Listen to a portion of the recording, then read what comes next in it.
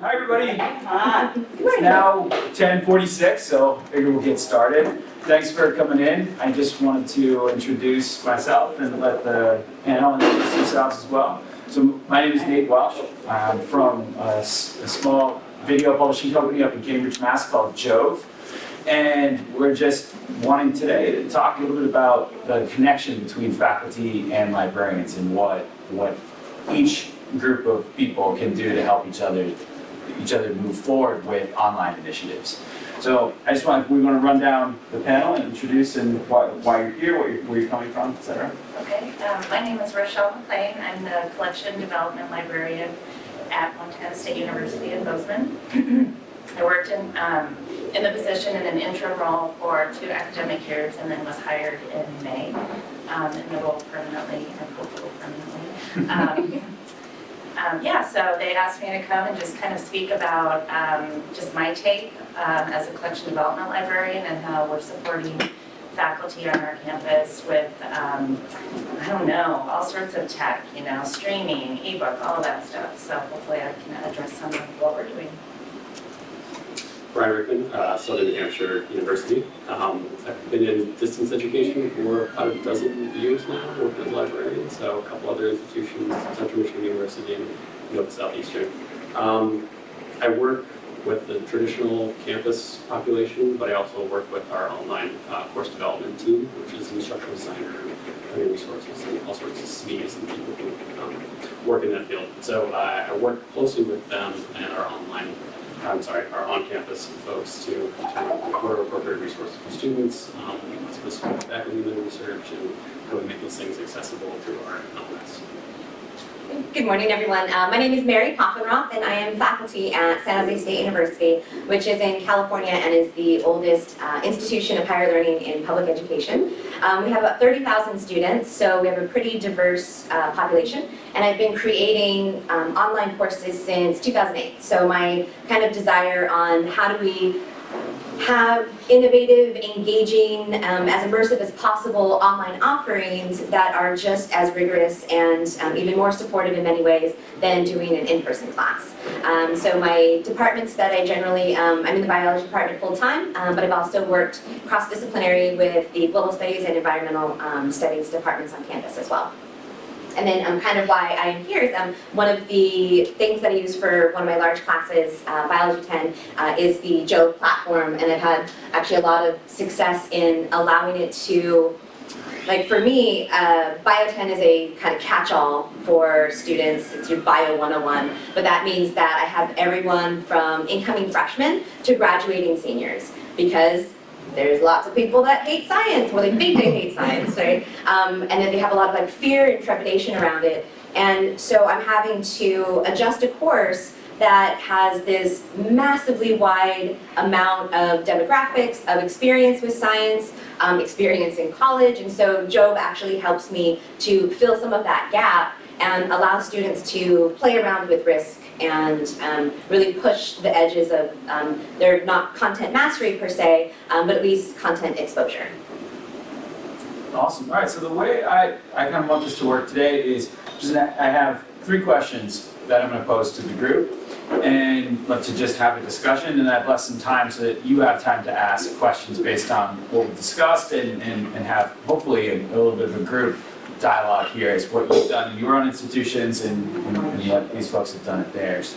So the first question that I have to get started, so D2L, the LMS company, published a survey very recently that showed that faculty are feeling the pressure to go online in one way or another. Results showed that 92% of them felt that their use of academic technology was at least on par or above what their colleagues were doing.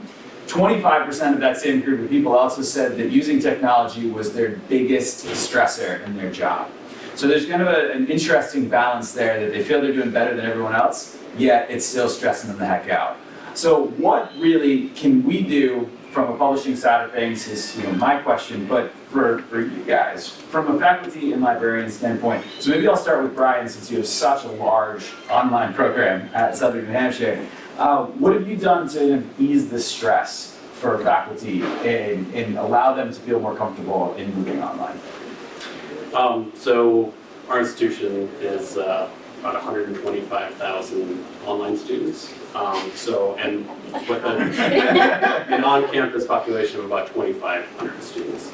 So our collection kind of reflects that. I would say the vast majority of it being online already, but also catering to our traditional, I shouldn't say traditional, but our on-campus students who are generally coming from high school and looking for that campus experience. So for us, I would say that our team that develops online courses is really one of the biggest factors in how the course is going to run. So we sort of have our course production teams that build out the courses, and then we have our COLTS, or our Center for Online Teaching and Learning, that is there to support those adjunct instructors as they're moving online. And a lot of them have taught already at other institutions and have some experience with online teaching. So I guess our method is that we provide sort of that standardized curriculum, but then allow faculty sort of to customize it through various pieces. If they want to incorporate Jove, which is a great platform for videos and showing how to do things, that's great.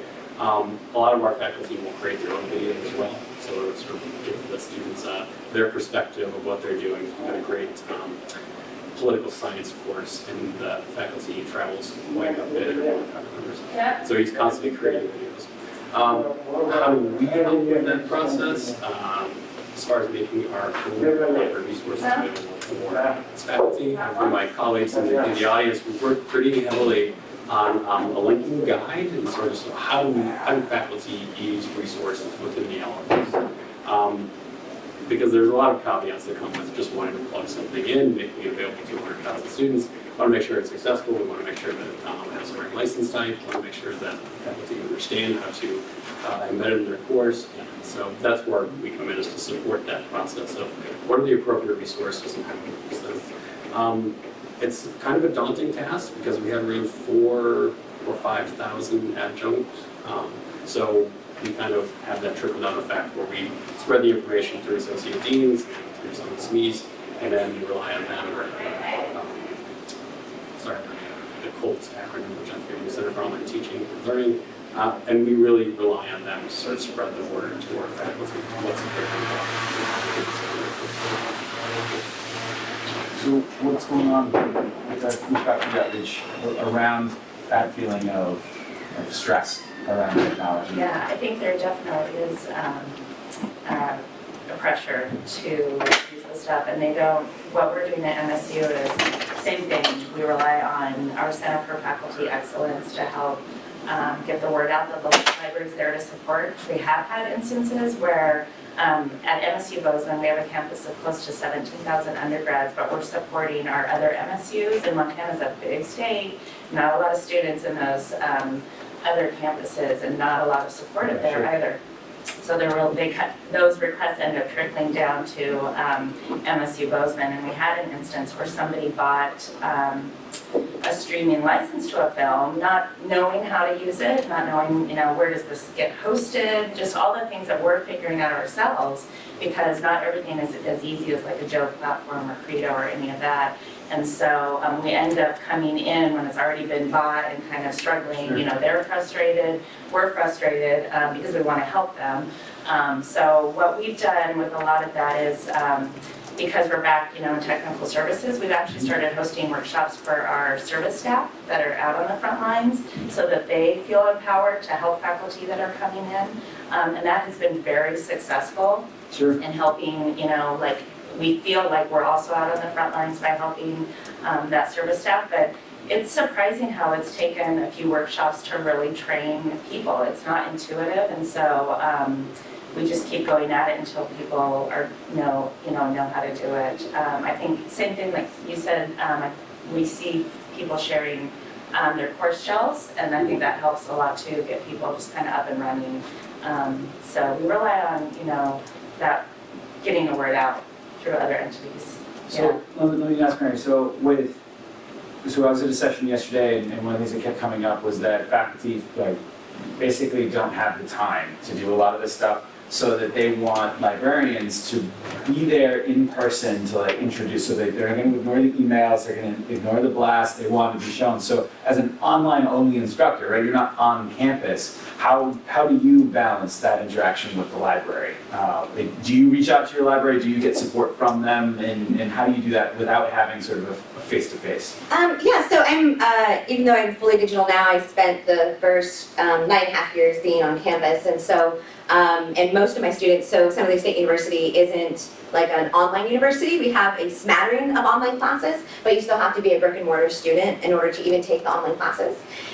So students will physically go to the library, and I think that that is an important aspect of that connection to the library, that when you have a digital-only library, sometimes students don't know that they can go there. I think that for me, I am active in pulling in the librarians to do a like semester video kind of webinar that I require students to do to allow them to show, okay, so here's where the resources are, and here's how you can get help for students. I think in terms of the faculty question of how do you get faculty more on board with technology, I think that part of that study was really reflecting like the just overwhelm that faculty are feeling when it comes to technology. And just like everyone, there's going to be a spectrum. You're going to have early adopters, which I'm on that early adopter side, so I like figuring out things, I like tinkering with stuff, but many people, especially faculty that are mid to late career,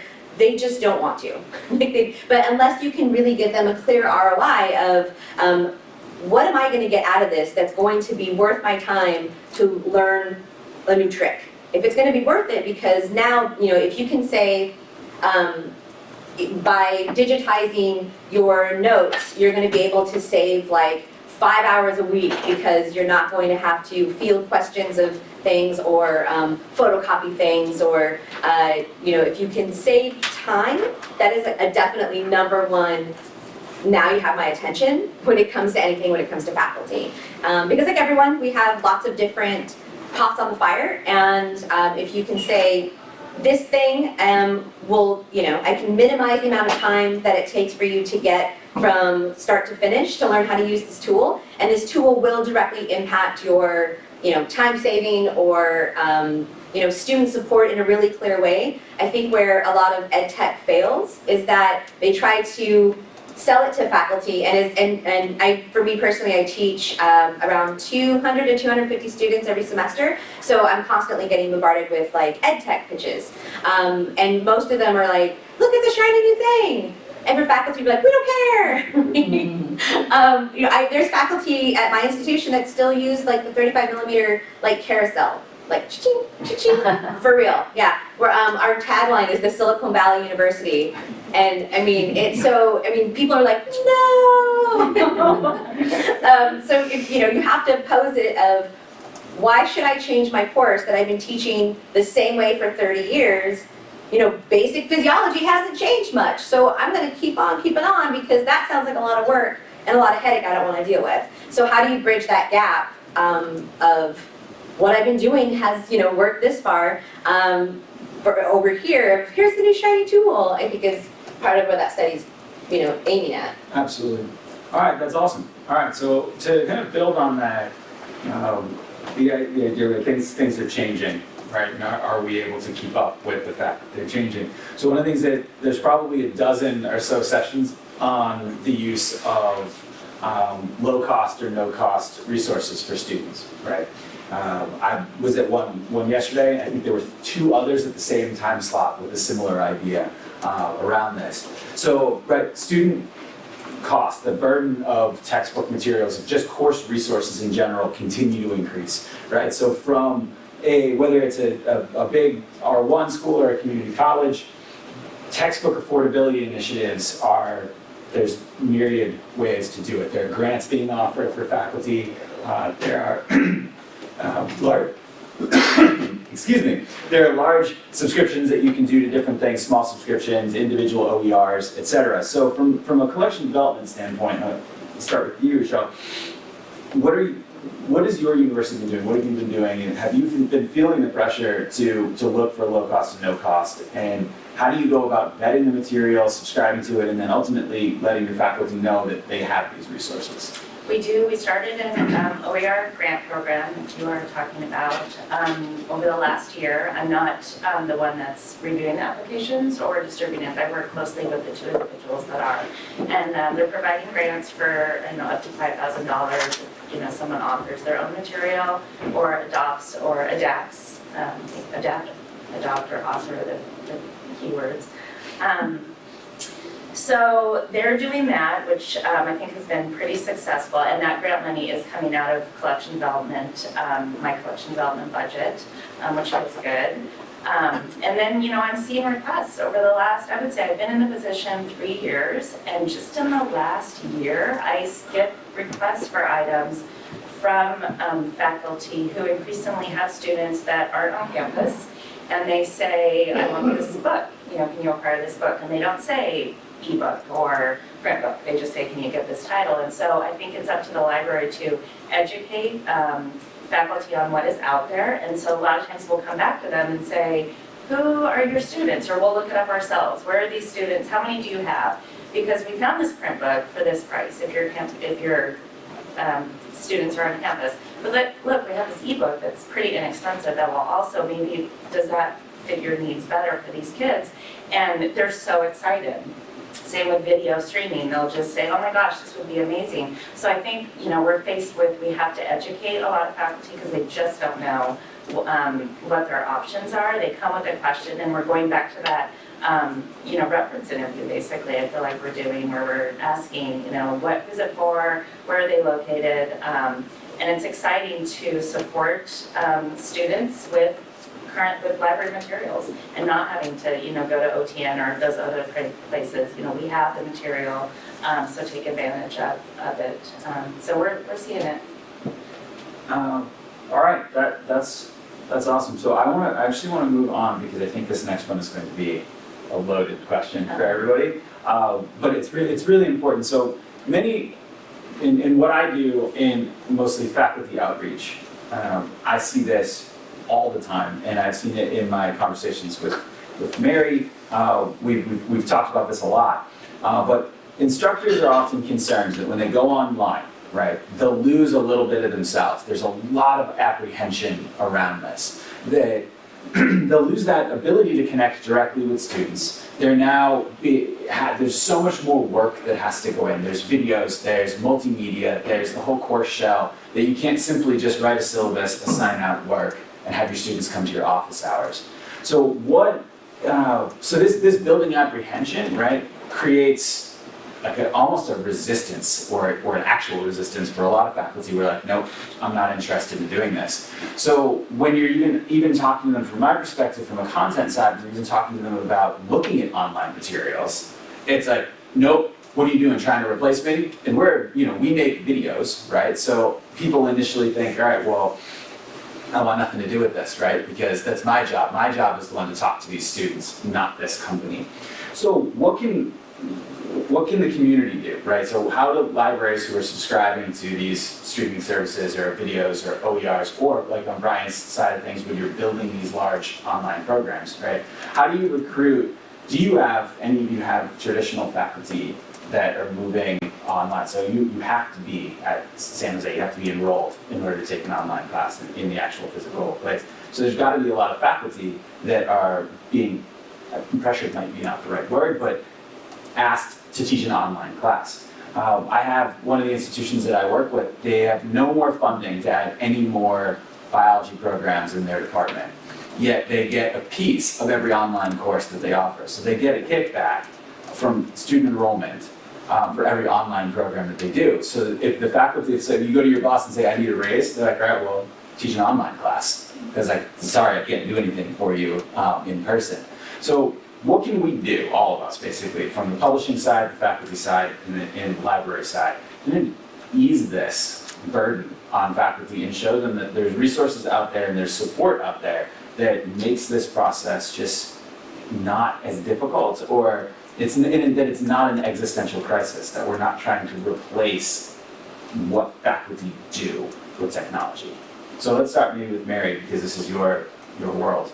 Yeah, no, definitely, I see a lot of it, and I've personally made my own digital content since like 2008 when I started making online classes, and I didn't want it to be out of the box or canned experience. And so in the last few years, a lot of my work has also been to train faculty on how to make their own digital content, so that they have the ability to feel not only empowered, but like the quickest way to get the production done at the cheapest amount of cost. And so I teach about how to do quick lighting, how to do audio, and how to do like really basic editing, so that they can create their own videos. And that is going to help quell some of that fear that it's, oh, I'm just giving this canned experience that the publisher created. And a lot of it is for faculty to be on board, and this is what I've seen in my own personal experience. If it's coming from other faculty, then they're more willing to hear it. If it's coming from administration, and from a faculty perspective, we do see the library as administration for most, from my perspective. I don't know if all faculty, I can't speak to that, but we don't see the library as fellow faculty. And so it's easier to digest if I am there talking to faculty, and I do these trainings not just at my campus, but outside of it with different campuses, and they're like, oh, you're faculty, so you get it, you get my struggles. And framing it in that way can be really powerful, because then they feel like there's an ally in the room and they're more receptive to learning these new tools, because they feel like, okay, it's not administration, handing down all these things we need to do. It's someone in their same trench that can offer the tools that I as faculty have found really valuable, and as much shortcuts as I can give them. A lot of times I find that in internal trainings, they don't really get where the faculty need to be. So it's like, oh great, that was an hour. It sounds interesting, but that hour needs to be, okay, what are those actionable items that I'm gonna walk out with, and that I am actually doing these tools that I feel confident in disseminating to my class, which I think is the delta that I don't really see in a lot of let's train faculty type of things in the digital space. So how can we use more on the library side of things, more faculty champions on this stuff? So if you get an adopter of a library resource that is like Mary, that wants to help, that wants to share their feedback with faculty, instead of you going to a faculty meeting and presenting library resources, what can you do to bring in the faculty member to actually help lead that conversation and be like the example for the rest of the students? This is how I've been working with the library, using these resources, et cetera. Is that a possibility? Do you already do that? I mean, kind of to an extent. We have something called our academic meeting, which is basically an internal conference we have throughout the year. And that gives us a chance to do something like faculty champion, because you're right, coming from IT or coming from even like instructional design, it's not as impactful as a faculty person. Yeah, sorry. From somebody who's using the tool and showing how it benefits their students.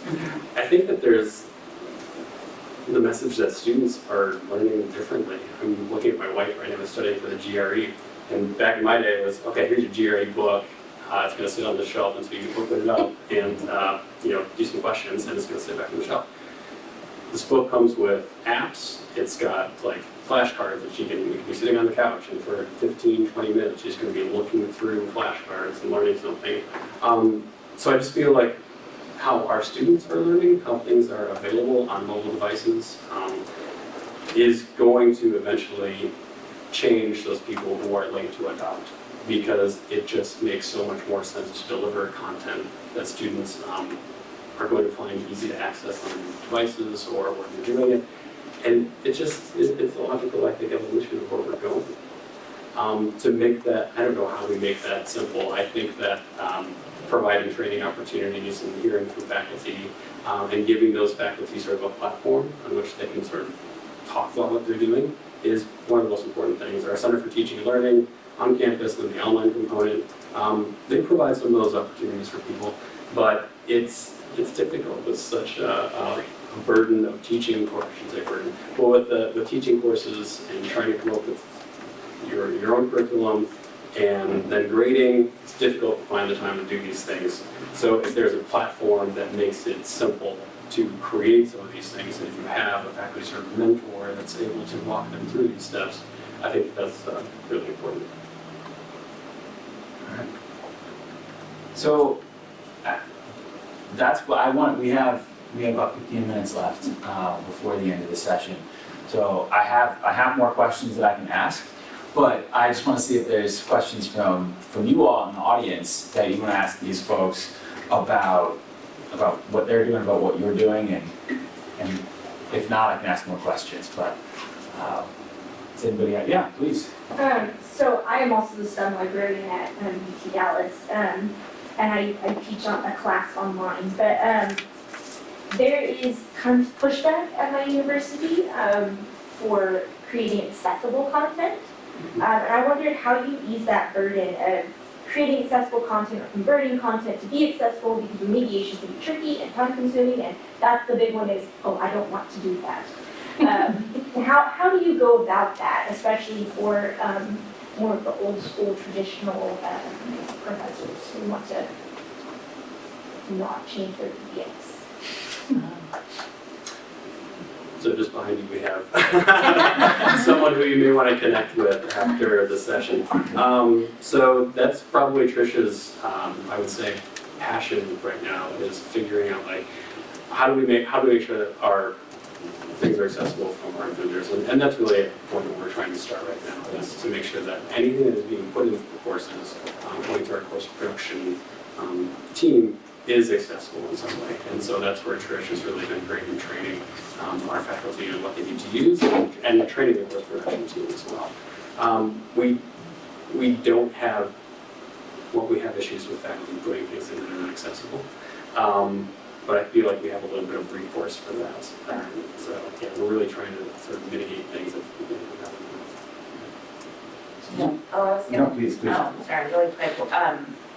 The other state school in Montana was hit with a lawsuit, and so that has given MSU, it's just such a hot topic right now, and so we just hired an instructional technology librarian. We had a couple retirements over the last year, so they revamped some positions, so we hired an instructional technology librarian, and now we're advertising for an accessibility and instruction librarian, so that will be that person's job too. So we're under some pressure to, there's rules where, certain time frame we have to go back and fix those things. So and that's a lot of the questions for OER. We ask, our applicants, is this going to be accessible?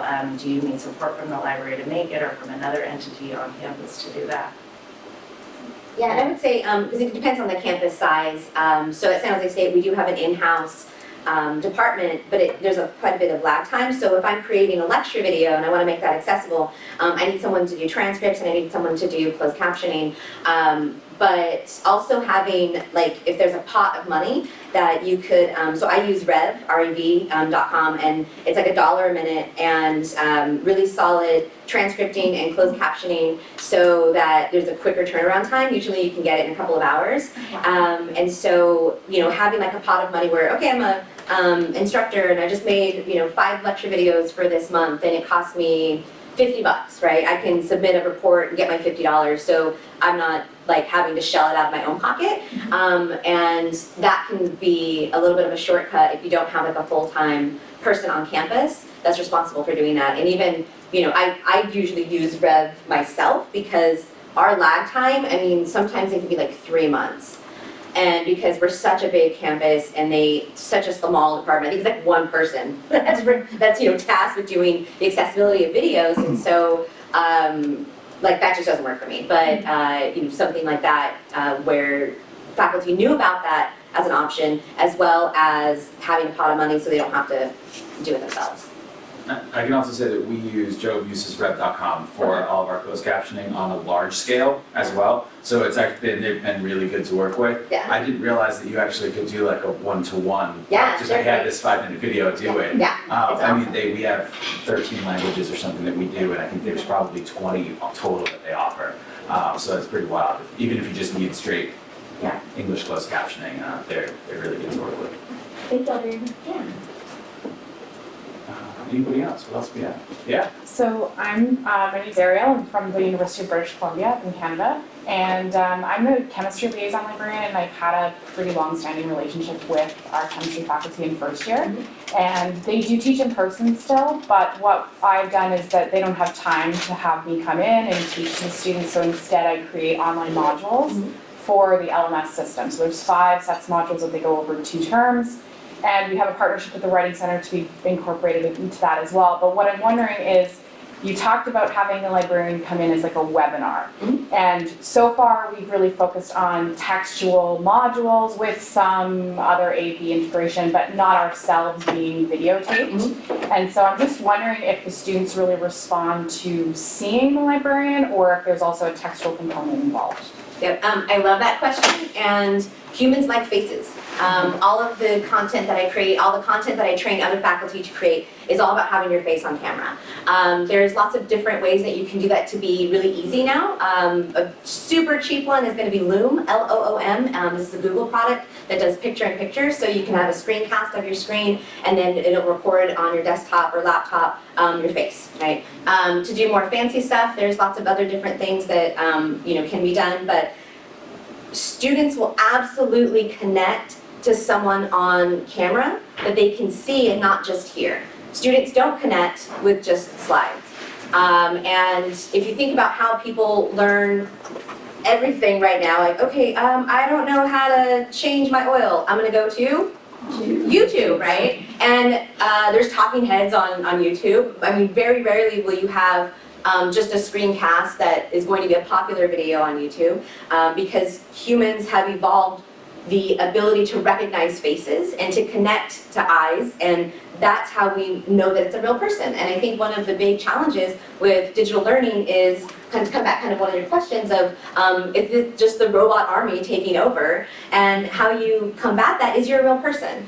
I think that one of the biggest challenges for faculty is they're like, oh, well, I'm not a Hollywood starlet. Like, yeah, man, we're all academics, I know. The students know, no one's surprised. They think that as soon as a camera goes on that they need, to be Jean Harlow. When in fact, that's not what the students are even accustomed to because of the YouTube generation, if you will. And the more real you are on camera, warts and all, that they connect to you because then you're a real person. And I've found that students have so much more of a deeper interaction in my digital courses than they ever did in my in-person courses, because I do all undergraduate, non-major, general education courses. My largest course was 400 students in one room. And with 400 students, they're not talking to each other, they're not talking to me. Yet in my online classes, they can get into really deep forum conversations that would have never happened in the big classroom. So I've seen too that a lot of universities do lab safety videos in the LMS so that the students have to take it before they show up for their chem class or whatever. So what opportunities do we have to do essentially kind of a similar thing for library resources so that the students are in there, especially for STEM, I mean for any major, it doesn't really matter, but there's a 5-minute module in their LMS that's mandatory, so to speak, for these classes of what we can do from a library perspective for this course or this subject area. I think that would be really interesting. So you're already doing that, but just in a text way, right? Yep, so we have 5 modules. They go from writing support, citing support, finding resources, academic integrity, and plagiarism. Oh, okay, great. Yeah. And you can still have another program that I use is ScreenFlow, which is a little bit like if you wanted to make evergreen content, which it sounds like that's what you're making. That it, again, really easy to have a screen that shows, okay, I want to show you how to get to this part in the website, or I want to show you that this is where you would search in the databases. So you can have that aspect, but then also have the picture-in-picture where your face is showing on camera, so that you are a live person talking to that one student, but also showing them things that you want to that would normally be on a screencast, or you can have a slide deck, right, of like, here's the hot points. They're going to connect to that so much more, and they're going to see a librarian in a different light too, because I think a lot of students don't go to the library anymore except for to study, and they feel very distant from librarians as like, oh, I don't want to bother them, I don't want to ask like stuff. But this way you're like, hi, I'm a real human. you should come say hi. One of our librarians creates an introductory video of herself and shares that and just, hey, my name is Mary Ann, I have 2 dogs, I live in, I grew up in Bozeman, that sort of thing. And she encourages her students to do the same. Yeah. And she says it works, like they do, they connect online and she creates groups online, so they're connecting with each other and with her. Yeah. I'll reinforce that, yeah. I was embedded in the beginning graduate course, or an introduction to how to be a graduate student. And I had a discussion board. It was amazing, even just a 5-minute video from me saying like, hey, I'm here to help, would increase traffic in that discussion board semester over semester. And the semesters that I didn't do it, or terms that I didn't do it, I would see a definite variance in how many people would actually contact me. So I know it's weird to think that online students should expect sort of that online experience, yet they're still looking to connect with people, and just have to be creative in how we approach it. All right, what else? We have 3 minutes left. I have a question. So you're talking a lot about resources that you make and that you provide. How much, if at all, do you rely on resources from your publishers to help you make that connection with faculty? And if you had a good experience, what was that good experience? But also, what can they keep doing and keep developing to help in this connection? That's great. I think our instruction librarians are using material that's created by a publisher, but we're also trying to create our own and really have it focused towards our, Montana students. I think you can use both. You can use one to, jump off from, but I do think it's, one of the librarians I asked her about, I won't say the publisher, but she was like, they're kind of boring. And she's just found it so simple to make her own and gets better feedback from some of the students. And we've also had experiences where librarians have made it and they've gotten the funniest feedback, like that person's voice is odd, or redo it. And but just taking that feedback and continuing to change it up. And what I can say about I'm going to try to make this as least marketing as possible here. But that, with our content at Joe, what we do is it's not there to take the place of anything else. It's there to take the weight off of faculty that want to create their own. It's incredibly difficult to create high-end scientific content, right? It's not as difficult to create your own, or to whiteboard, or to loom, or to do this stuff, right? But to actually create an animation of proteins folding and things like that, right, takes an incredible effort. So what we do is what we try to do anyway is work with librarians and faculty to bridge that gap and help engage students and take some of the pressure, the heavy lifting off of the faculty and librarians. So it's like, look, when you're trying to create your own content, like you do you, basically, and let us do us, so that we can work together and plug these things in together. So you can have your own videos, your own content, use your own textbook, write your own, whatever you want to do. But just let us do that really heavy lifting when it comes to the STEM video content side of things. So I think there is a really nice play that can be done between creating your own content and using published content from that. But I know I'm not supposed to do too much marketing here. So. Well, we've had pretty good success with having vendors come in and, sorry, that's a bad word, but having people come in and talk about their products to, especially our online folks in course production, because they're the experts in that field and they will grill people who are trying to sell products to us to make sure that they're going to meet our needs. So I think that's an important part of the conversation with how products like Jove develop over time, is to get that feedback from people who are going to be using it and the experiences that they have. It's been pretty rewarding for us now. 11:25. Bad. Well done, Brad. Oh, well, that's it. I'm sure we'll all be here to answer any one-on-one questions or group questions or whatever afterwards, but officially our time is done, so I don't want to go over. Thank you so much for coming. Really appreciate it. Thank you.